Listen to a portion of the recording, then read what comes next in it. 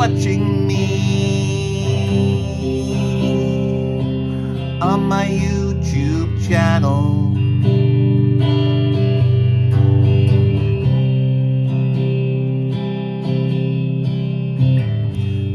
You should watch your face with a cold, wet, damp flannel.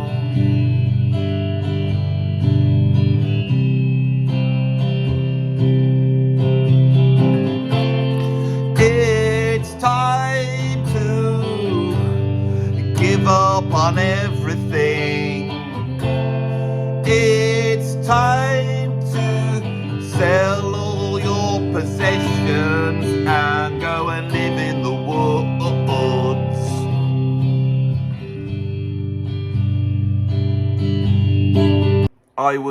I've just been recording some stuff and I started to put various guitar parts down, and then I started to get into this.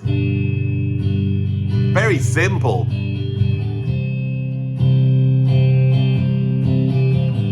Now I went wrong then when I improvised that little song out on the spot, because when I came back to that verse, I went to C and I got the wrong way around. Which made it not as interesting, because when it's in G, when you go to the F, it has a much more punch.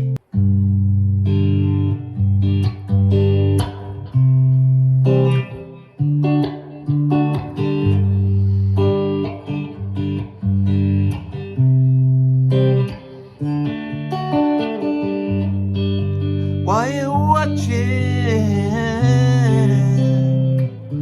my YouTube channel,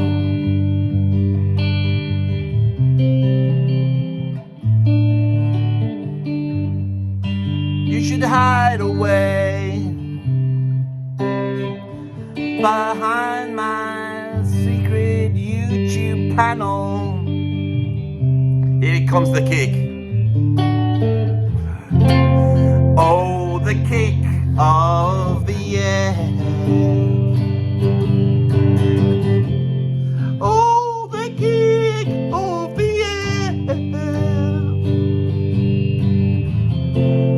Oh, the kick of the D over F sharp to take me back to G.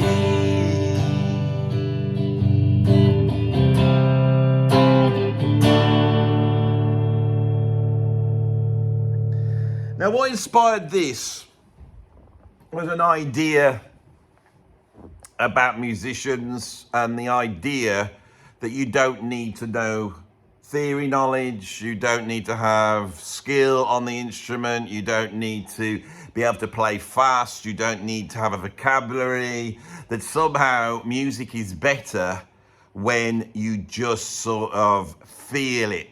It's all about feel. It's all about the visceral feel. Now, where does that come from? And what is it? Why is it that why does that exist? It's interesting, because knowing the other art forms as I do, if a poet said that they'd tried to expand their vocabulary and they studied different types of prose and poetry, different poetry forms, and that they will write their poem and they'll go back in and rewrite it and try and look at the structure and how it's all balanced. If a poet was to talk about the technical aspects of poetry, I don't think anyone would think that that makes the poem worse. If they were describing that, you would go, oh, that's probably what makes it better. If a painter was to study perspective and different color theory and composition and basically took photographs of the subject and then broke it down, did various sketch works, transferred that onto the painting using certain techniques, and then certain underpainting because they were painting a portrait so they could create flesh tones by knowing these different techniques and theories and blah, blah, blah. And if someone was describing that's what they did as a painter, would you really think that that makes the painting bad, that they've done that? And I could go on like this. And then when we get into music, you know, if you have a classical musician and they've worked for 20 years learning their instrument and they can read music and do this and do that, blah, blah, blah, and all these other sorts of things. And then they're interpreting a composition by a composer, say, and the composer studied composition, they can read music, they know arrangement, they've learned all the sonic ranges of each instrument so they can know what the limits are in what they're writing. I mean, it's a whole bunch of stuff you've got to learn, isn't it, really, to be a classical composer or a classical musician. And if you were to describe that to someone, that was the part of the reason why the classical music is so incredible, is because of that work and study and technique and knowledge that's in the music, would you think that that would make it worse? Have I made my point yet? Because when we get to rock music, when we get to pop music, there's an idea that somehow learning how to play somehow makes you worse. That people who can really play and they use that ability to write pop music or rock music somehow moves that rock music into a different place. Those two chords, the G and the C chord that I started with, are very, very, very, very, very basic. It's the sort of thing that you would learn and you would know that pattern and you could go to very, very easily. It's almost like a matter of hours is required to learn what you need to have these two chords. I thought it'd be interesting to stick the camera on and improvise a song and see what happens. Oh, why are you watching me on my YouTube channel?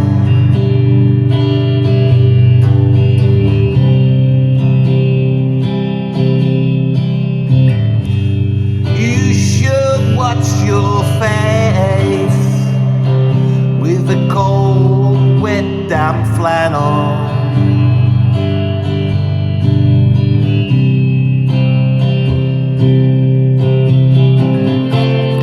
It's time to give up on everything. It's time to sell all your possessions and go and live in the woods.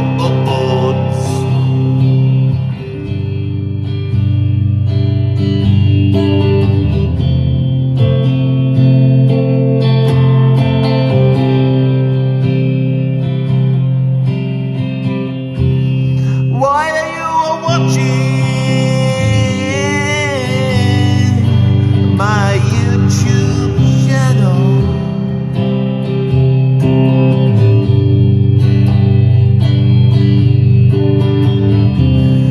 I've got a secret hidey hole. It's just behind that panel.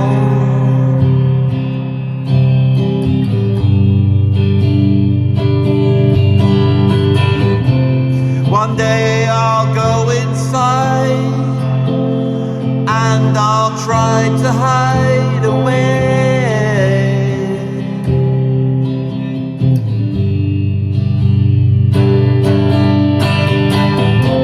One time I'll run away. You know it could be today.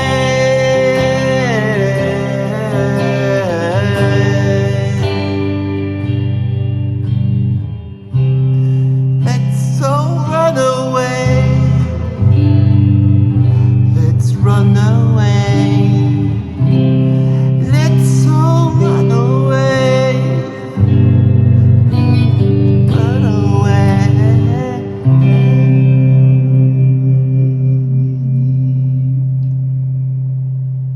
Gives me, so I did that just then and I did it and I made a mistake, you know, because I'm improvising melodies. I would love to talk more about improvisation because I believe that there's a magic in grabbing something when it happens rather than laboring it. I think a lot of the time, you know, when somebody picks up a guitar like this and they come up with the chords. Oh, don't you look forward, it's easy to be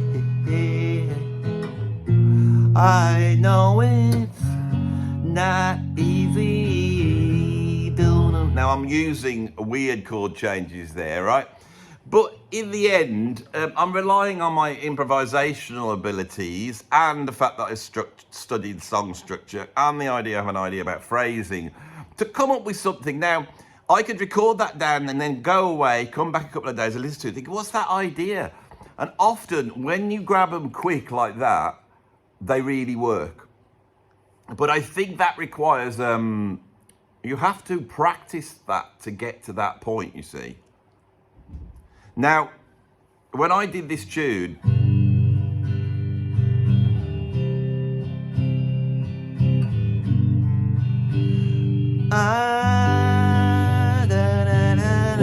very simple. Now, nobody needs any theory knowledge for this. But then I thought, if I'm in G, it would be nice to give that kick of the F, which actually makes the G. If you want to know what's going on, you hear G major scale, then when you go to the G is on the flat 7 of the G major scale. And so it makes it into a Mixolydian mode. And the Mixolydian mode is the difference between this sound and this sound.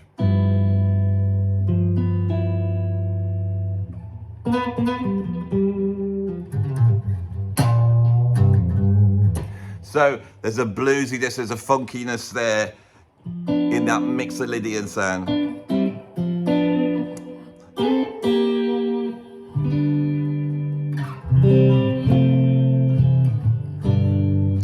And I know that that's there, and I know what it sounds like, and I know it exists there. When I went back to the second verse, I then went to C like a fool, and then my ears moved to C, and then went to F. F does not give you a kick when you're in C, and anybody with any basic theory knowledge would know that.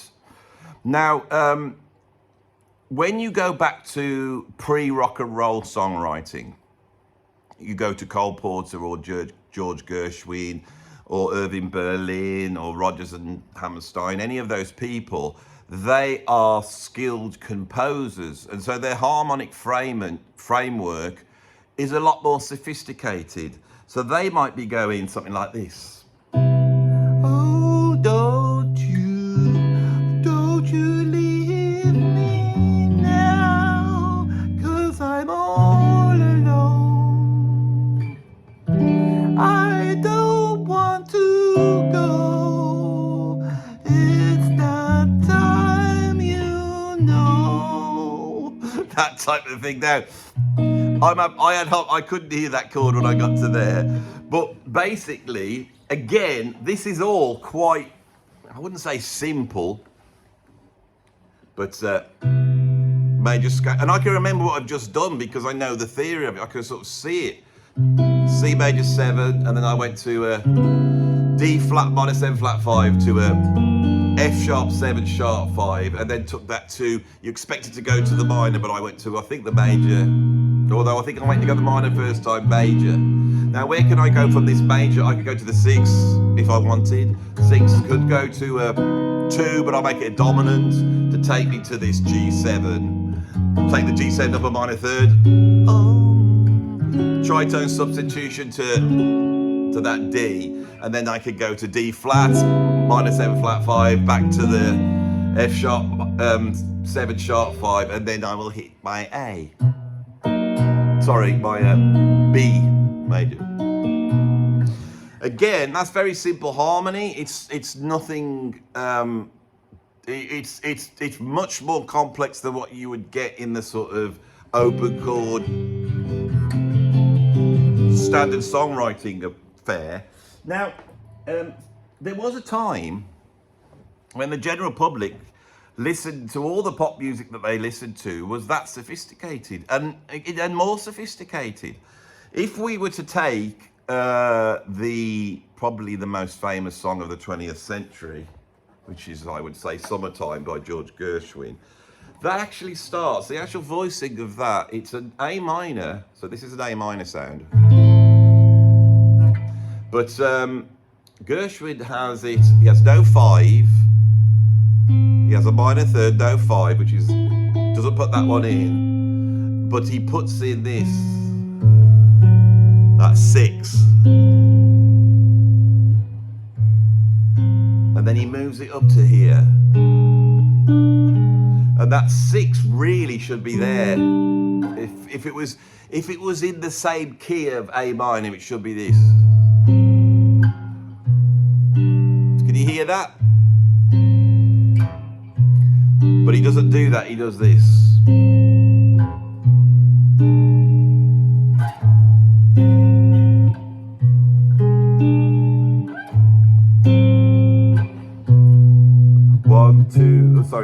One, 2, 3, 4, 5, 6.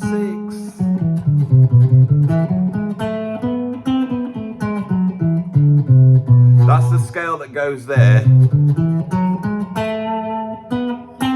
And this is coming from the melodic minor. He's making the minor melodic by putting just this there. And that sets up a certain dreaminess and magicness that as soon as you hear this, you are whisked away perhaps to the deep south, and you're whisked away to this river that's passing by, and it's the evening and you can see all the little, cridges in this thing all going around, and it's like a lullaby, isn't it?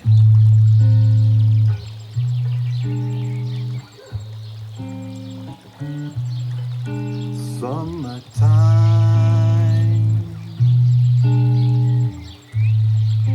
and the living is easy.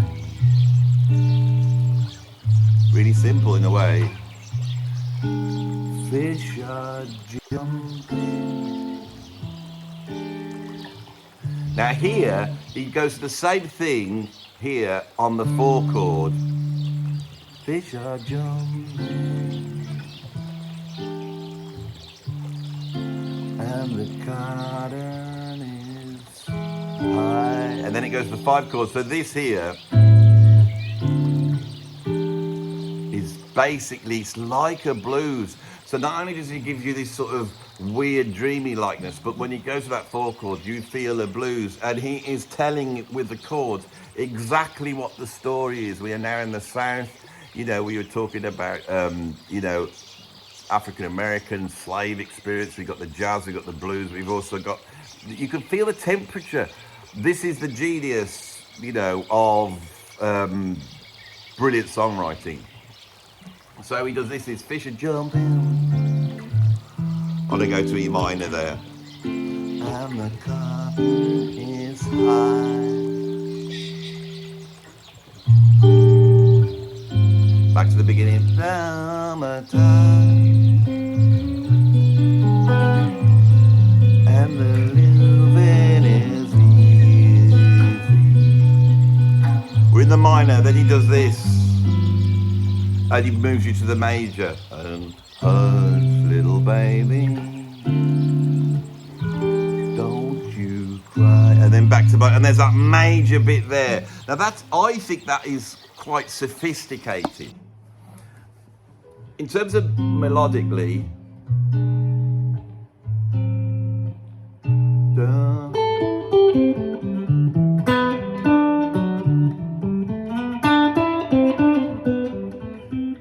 that's what we've got there. Then when it goes to here,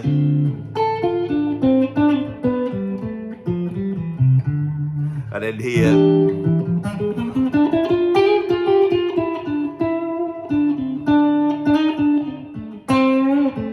and so as this flows, and I always picture a river with Summertime, as it flows through those chord changes, it's like you feel the melody twisting and turning as it goes from the minor to the blues to the sort of this weird jazz, Sorry.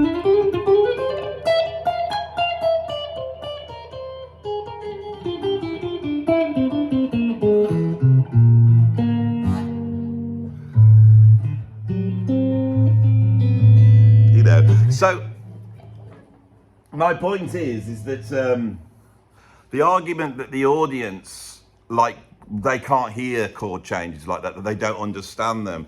Why is it then that Summertime is one of the most popular and biggest tunes in the history of the 20th century? And when we go through a lot of the great tunes, whether it be Stairway to Heaven or Bohemian Rhapsody, we start to see that the harmonic material, the rhythmical material is a lot more complex. than we're getting in modern songwriting. It's quite interesting. And people think, well, that's because people can't take it. But I don't know whether that's the case.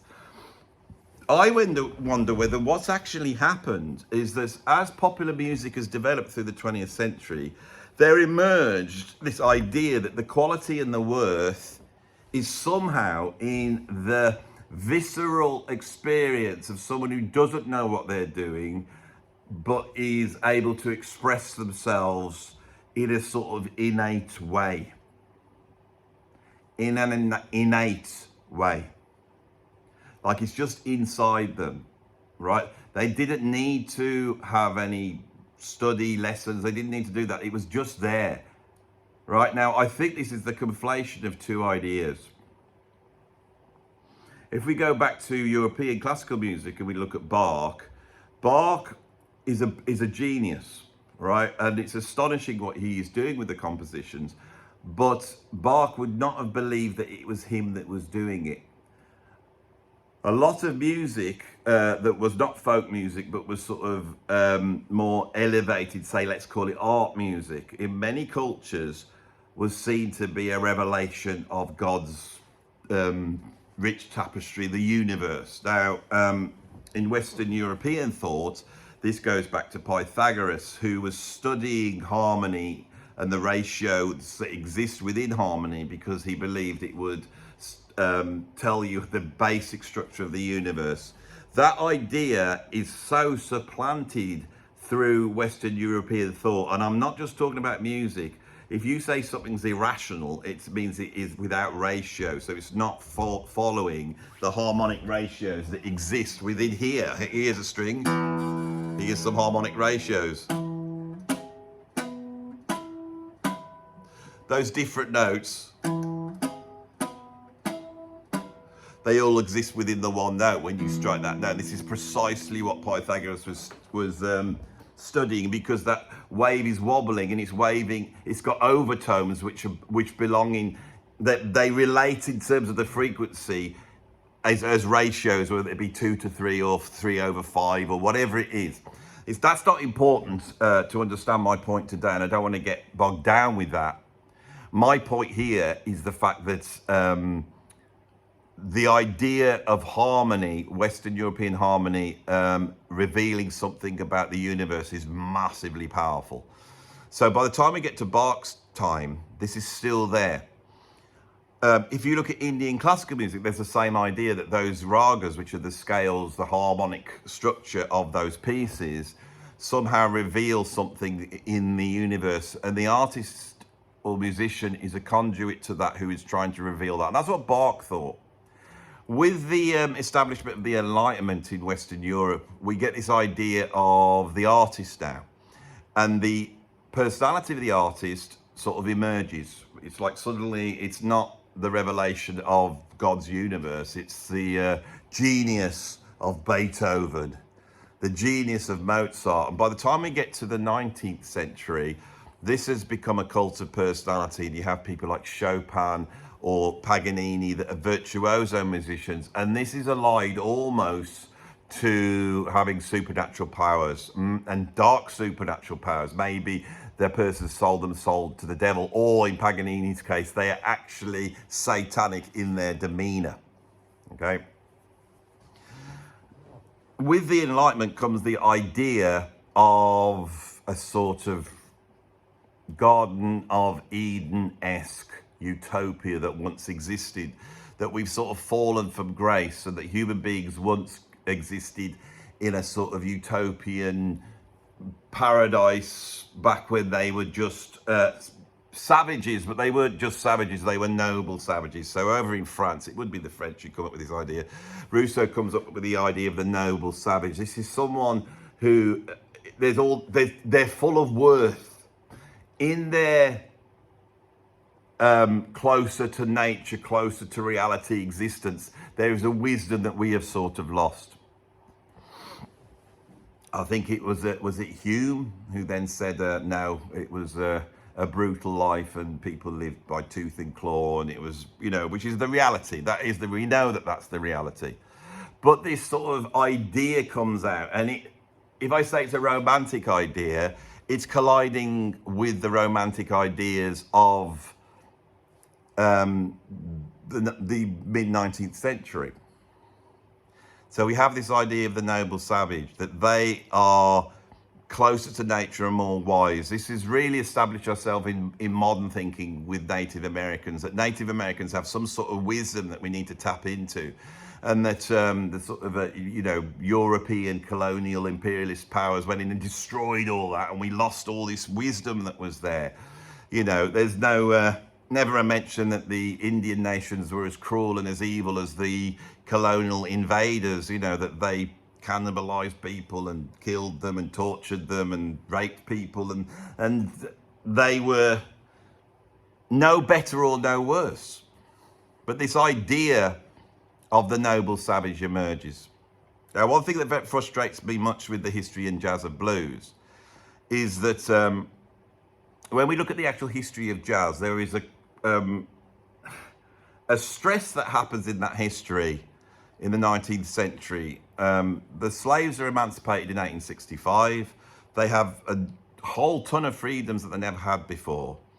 And down in New Orleans, we have Creoles. Now, Creoles are sort of mixed race, of all different shades and colors running through. And being a port city, there are a number of educators in New Orleans that are teaching very, very sophisticated classical European technique. The T.O. family would be a brilliant example of this. And so in the end of the 19th century, there was established incredible classical orchestras with virtuoso musicians playing very difficult music. And then Jim Crow comes in the 1890s, and these Creole musicians and certain black musicians that would have been in these orchestras because race was a lot more weirdly defined than we have it now, suddenly found that they couldn't do that work. And so they had to gain work in sort of minstrel, groups and marching bands and stuff like this. And it's actually the sophistication of these musicians that suddenly emerges in, say, Sidney Bechet. You listen to Sidney Bechet, that music is not the music of an innate noble savage. It's the music of a virtuoso musician who knew their instrument and their approach inside out, but was manipulating a whole bunch of influences that nobody with that sort of virtuosity had done, with no other escape route. He can't join an orchestra and do that. And this is the actual powder keg. This is the pressure that creates people like Jelly Roll Morton and Sidney Bechet and Louis Armstrong and Freddie Keppard to some extent. Can't remember. And then eventually Duke Ellington. All these musicians are making music that is incredibly sophisticated. Most average rock musicians, we faced with anything that those guys were doing, would be completely at a loss. Now, the New Orleans marching band sound was an innate approach. You had a cornet playing the melody. Bam, ba-dam, bam, bam. Bam, ba-dam, bam, bam. Bam, ba-dam, dan, dan, dan, dan, dan, dan. The cornet's played straight down the middle.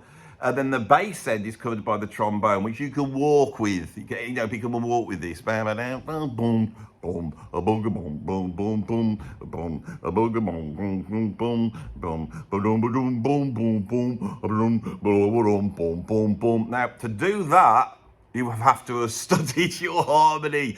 I mean, some people could have picked it up by ear, but what they're picking up is sophisticated. The clarinet, of course, is over the top. All that insane clarinet technique that was taught by the T.O. family in New Orleans. So there's all these clarinet players that are able to go bum bum bum bum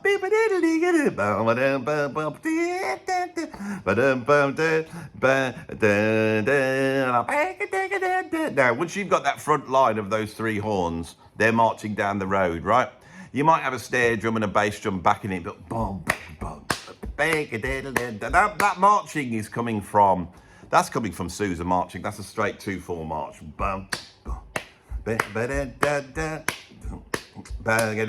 So you have that. All right.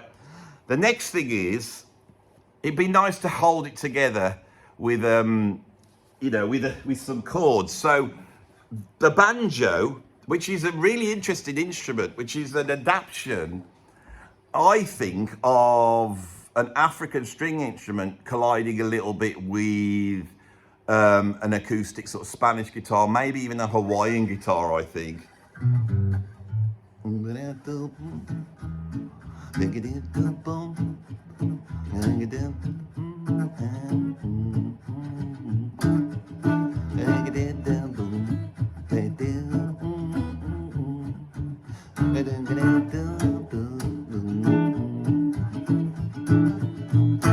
So a banjo is loud, percussive, and so banjos marched alongside these groups because it provided a bit of rhythm and it provided the chords, you know. So these early jazz groups, that's the form, right? Now, like I said, these groups, some of these musicians are virtuosos. This is what's interesting with the beginnings of all popular music in the 20th century. Some of these musicians are, they're fixers, they can get gigs, you know, they can busk away through it. I just bust my way through the chords of When the Saints Go Marching In. I don't know how those chords go. You can just hear it. It's bloody on 1, 4, 5. But I've got a little bit of theory knowledge to back me up, you know. But nothing fancy. I'm a drummer. It's like I've got basic harmonic theory knowledge. So in that group, you've got virtuoso musicians. You've got people who can fix gigs to get the gigs. So this is all swirling around. You've got people playing by ear. You've got people who can read everything and all that type of stuff. As the work comes in, as taking the Mississippi, there were riverboats going up and down the Mississippi, and they were hiring bands, and these bands would have arrangements. People would come in, drop music in front of them, and they would play that music. Louis Armstrong, his first gig was such a gig. And so he's there, a reading musician, a brilliant, knows his harmony, knows his theory, an incredible virtuoso on his instrument, able to pull things off that other trumpeters can't believe, you know, power, high notes, you know, never plays a squeak, or, you know, all this stuff is there. And yet we want to believe that he was some sort of innate talent, don't we? We want to believe that. But he wasn't. None of these people were. Now, once this stuff starts to get recorded, it's so amazing, right? And it's amazing because these musicians could adapt what they're doing for the recording process. So, yeah, you could buy a record with Caruso singing some light opera, or you could have something going, and it's got groove, and that all those sound great on a 78 record, you know, and it's a lively, and we have the jazz age, we have recorded music. This is where it all begins. And this music in that sort of racist time, because it's being played by black musicians, a whole bunch of racism comes in with it, you know. And the record companies think that they could, well, we can sell these records to the black audience. They don't realise it's going to go across, you know, and they call them race records and all this type of thing. And with the invention of race records, you get little companies set up and go, what else have we got down here? And early blues players like Blind Lemon Jefferson and Charlie Patton, these people have played all sorts of music, and they are very sophisticated musicians. If you listen to a musician like Blind Blake, an early guitarist that was recorded in the 1920s, it's astonishing what this guy is doing. This isn't just sort of pick something up by ear and pull this stuff out of the air, right? This is my point. These musicians delivered what the capitalist record companies wanted. And what's strange is then a whole bunch of middle class, upper class, you know, elite, educated white people go down there looking for this innate talent. You know, the Lomaxes find it in Leadbelly, you know, they're down there trying to find Robert Johnson. This idea emerges, and it's a creation of the educated elite.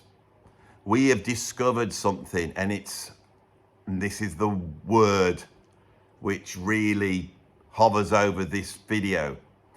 It's authentic. Right? Now, I believe, after studying music, that the blues and jazz is not authentic. It's nothing good, but it's not authentic. Indian classical music is authentic, as in it's been around for a long time, and it's fixed. But in a way, Indian classical music is not authentic because the author is pushed to the back. The idea of the individuality coming out, the idea of the superstar, the Beethoven, that is what authentic means. In popular music in the 20th century, the critics who were going back, and this starts with the likes of John Hammond and Alan Lomax, and then jazz is rediscovered in France, the French intellectuals with the Hot Club of France magazine, and people start writing about it, and they're all going, oh, I know we've got our European classical music, but look what's going on here with the black people and these people and the natives. It's all, and they paint a picture and they tell a story. I didn't know which one to go for, then I'll go for both of them. They tell a story, and it's one of innate talent. And the one that when they sing, you know, when Bessie Smith sings or Billie Holiday Day sings, they're expressing something in their soul, and it just comes out. It just comes out. I listened to Ella Fitzgerald, who really was just singing on the street, you know, walks up, goes to a talent competition, right, sings her heart out, becomes a superstar. We're just hearing this innate voice. Then I actually listened to her, and I listened to her scatting through that bebop stuff, and I know she couldn't do that, but then she can do it because she's married to Ray Brown, and he's a virtuoso musician, and she's surrounded by virtuoso musicians, and she's working at it, and there's a sophistication there. She's studied. Now, I'm not saying you have to be able to read music. I'm not saying you've got to do anything at all, but you do have to have a level of virtuosity and skill. And if you are a composer, i.e. a songwriter, which Ella Fitzgerald wasn't, that skill is knowing your theory, knowing your harmony, okay? That has been eroded away. The blues emerges in rhythm and blues. The rock and roll is a form which is bass, you know, is a... On the market down on little golden bone. Down the ditty of the dome and a little fucking roll. Don't mean did it a bowl better than I'm now. Don't the dagger down and I'm better than back on dead on the fire dead. My only it don't care, but I'm in the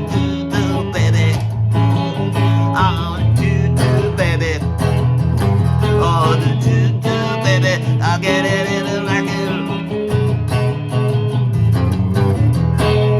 Now, when I got to that turnaround at the end, I busked one out.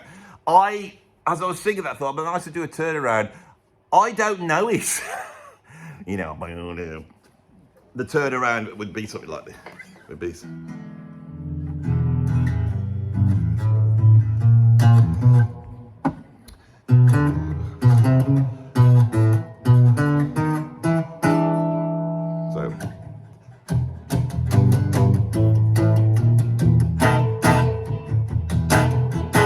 Now, I can get to it quick because I've got my theory knowledge. I know it's going up to a 5 and I can hear it walking up, and I think, well, it's an E, there's a flat third above that. I'll try for the G and we'll put that over the top and we'll get that done.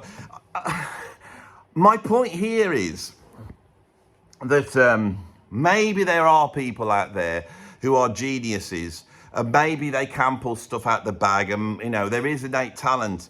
But every musician, however much innate talent they have, will be even better with theory knowledge, with skill on the instrument, with a knowledge of form, a knowledge of styles, a knowledge of the history. That's another thing, is the history of music, being able to go back and study wider to get out of the rut that you're in. But what we've seen is that idea that that's how you get good has been eroded. It's been eroded away, right? And the reason why I wanted to do this video is because on my channel, that is a belief I have. So I will poke fun at certain musicians at bands, especially when they've been pushed up and they're held up in high esteem by our culture, just to go, well, you know, these guys don't know anything and it's not particularly sophisticated. And there are cool things with it, but it might have been overinflated by critics who want to tell the story that these people somehow could express themselves with very simple, visceral things because it pointed to their innate talent and the authenticity, which in this term, and this is the real peak of this video, I suppose, authenticity means that someone's the author of it. When Elvis Presley got up and sang someone else's songs, and he could dance and sing it brilliant, but you know, someone else could write the brilliant song, and these Scotty Moore and all those players could play it brilliant, and it could be recorded brilliant and managed brilliant. That's what music is, right? And if Ella Fitzgerald's singing a George Gershwin song, it still has emotional power. It's important that Bob Dylan wrote his own songs. It's important that he had that voice. That's important, but it doesn't mean it's good. The idea that someone has to write their own songs or be involved in it in a certain way, that division between high art rock music and pop music, is not true, and it's borne out by all the great 20th century music. Authenticity is much more of a thorny issue than you would think, and I think it needs to be ignored in terms of quality. I think just because someone hasn't written their songs doesn't mean that the thing's bad. Just because someone hasn't, because someone's a virtuoso and they're able to play things that they know, doesn't make the music bad. In fact, I think it's when you haven't got that you start to do repetitive stuff over and over again. Anyway, so this was a bit of a strange video. I thought I'd just try and get these ideas down. It's a bit chaotic, I know, but I am in 4K, so that much must make it a bit better. Thank you for watching. We'll see you on the next one. Bye.